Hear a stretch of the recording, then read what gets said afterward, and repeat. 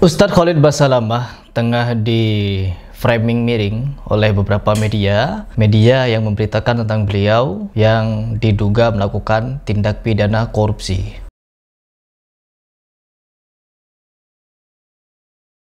Dan saya langsung di sini meminta klarifikasi kepada beberapa tim Ustadz Khalid Basalamah bagaimana dengan berita tersebut, apa yang sebenarnya terjadi, dan bagaimana sampai diberitakan seperti ini oleh beberapa media. Sebutlah media ini. Ternyata setelah kita selidiki, di situ Ustadz Khalid Basalamah bukanlah sebagai sosok yang diperiksa, tapi beliau diminta untuk menjadi saksi ahli terhadap kasus yang tengah terjadi.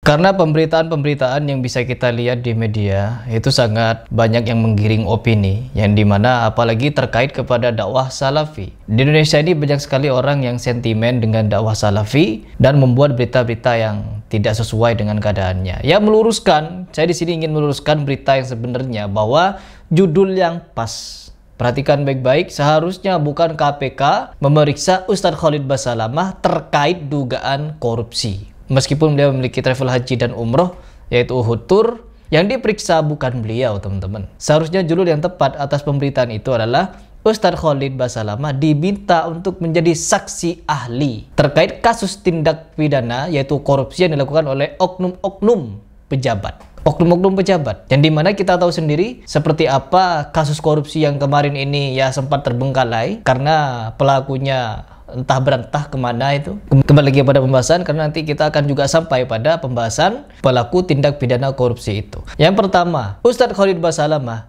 diundang oleh KPK untuk menjadi saksi ahli, teman-teman, bukan menjadi terdakwa atau diduga sebagai pelaku korupsi. Disinilah framing yang ingin kita luruskan, salah judul. Terus yang kedua, Ustadz Khalid Basalamah memenuhi panggilan itu untuk menjadi saksi ahli, bukan menjadi orang terduga pelaku korupsi, teman-teman. Ya, ini pemberitaan miring yang membuat orang heboh, ya. Coba kita baca dari medianya. Karena dalam segi judul nih, perhatikan. Dari segi judulnya saja seperti ini. Ini kan sudah menyesatkan, judul yang sangat menyesatkan. Coba kita baca seperti apa artikelnya agar kalian paham.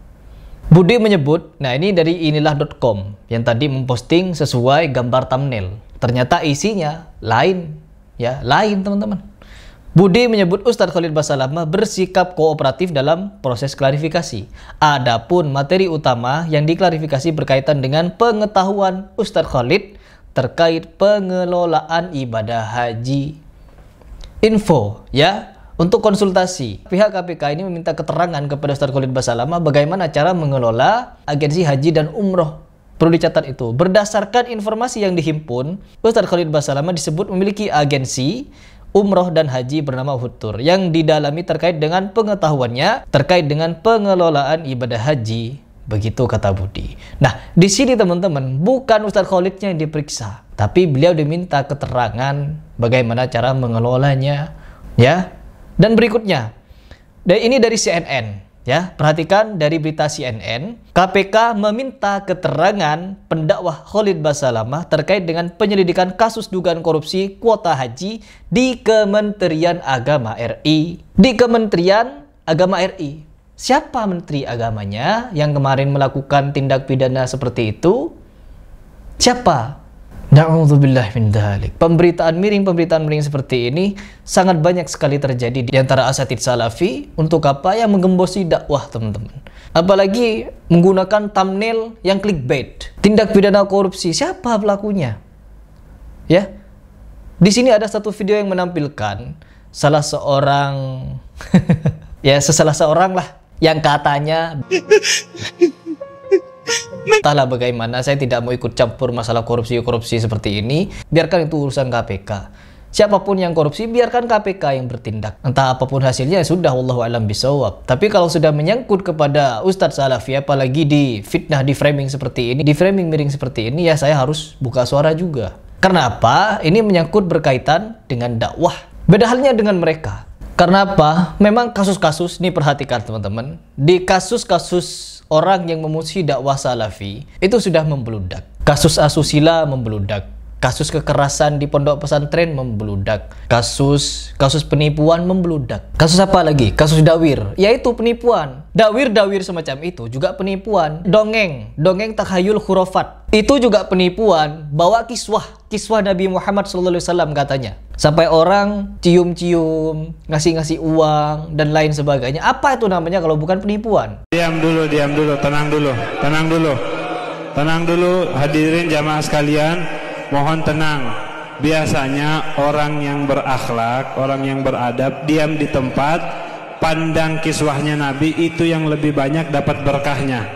Jadi biar adil semuanya, nggak usah ada yang megang kiswah, kita lihat aja kiswahnya, dipandang dari jauh, mudah-mudahan semua dapat berkah. Siap tidak? Siap memandang kiswah Nabi? Siap tidak menyentuh kiswah Nabi? Kalau tidak tertib saya nggak bakal buka lagi, dan saya jamin saya nggak bakal buka lagi di sini. Jadi yang di belakang juga jangan ditarik kiswahnya, nanti rusak, nanti jatuhnya kurang ajar sama Rasulullah. Goblok. Dan tidak berhenti sampai di situ. Penipuan demi penipuan, kasus asusila dan lain sebagainya itu banyak membludak. Jadi akhirnya apa? Mereka mencari-cari cara untuk menjatuhkan dakwah sunnah yang selama ini memurnikan agama ini dengan ajaran yang hak. Enggak, mereka teman-teman mencari cara juga agar ustaz-ustaz salafi kena kasus, dan mereka kegirangan sampai-sampai membuat thumbnail atau judul yang sungguh menggiring opini seolah-olah Ustaz Khalid Basalamah melakukan tindakan pidana korupsi. Padahal pelakunya siapa? Goib, ya, pelakunya goib, teman-teman. Ya, sebagai penutup, ya silahkan simak kepulangan siapa ini ya, menteri, katanya menteri agama kita yang dulu disambut bak pahlawan. Ya, menurut kalian siapa yang lebih berpotensi melakukan tindak pidana korupsi? Ustaz Khalid Basalamah atau ya silahkan disimak ini videonya. Gus Yakut Khalil Qaumas. Setelah lama tidak muncul ke hadapan publik, mantan Menteri Agama Yakut Khalil Qaumas akhirnya kembali tampil dalam sebuah acara besar. Acara tersebut juga dihadiri oleh sejumlah tokoh nasional dan ulama berpengaruh. Tampak hadir Menteri Koordinator Bidang Perekonomian dan Pangan Zulkifli Hasan serta Menteri Sosial Saifullah Yusuf yang juga dikenal sebagai tokoh penting Nahdlatul Ulama. Tak hanya itu, Ketua Umum PBNU KH Yahya Cholil Stakuf juga turut hadir memberikan dukungan terhadap gerakan ketahanan pangan yang digagas para kader muda NU melalui GP Ansor. Kemunculan Yakut menjadi sorotan mengiringi isu yang tengah berkembang terkait pemanggilannya oleh Panitia Khusus Angkat Haji DPR RI. Yakut disebut akan dimintai keterangan terkait dugaan jual beli kuota haji tahun 2024. Namun, satu hari sebelum jadwal rapat, tepatnya pada Senin, 9 September 2024, Yakut menyampaikan ketidakhadirannya dengan alasan menghadiri Musabakah Tilawatil Quran Nasional di Kalimantan Timur.